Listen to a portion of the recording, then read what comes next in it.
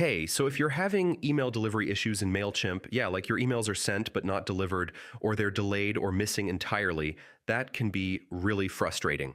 In this complete guide, I'll show you how to fix it step by step. First, confirm your campaign actually sent successfully. I mean, if it's still pending or paused, delivery won't happen. Next, yeah, make sure your sending domain is verified. I mean, unverified domains often get blocked or delayed. Now, check SPF and DKIM records in your DNS settings. I mean, these help email providers trust your messages. Yeah, sometimes emails are delivered, but go straight to spam or junk. I mean, always ask users to check there. Now, inactive or invalid emails can hurt delivery rates. I mean, cleaning your list improves inbox placement.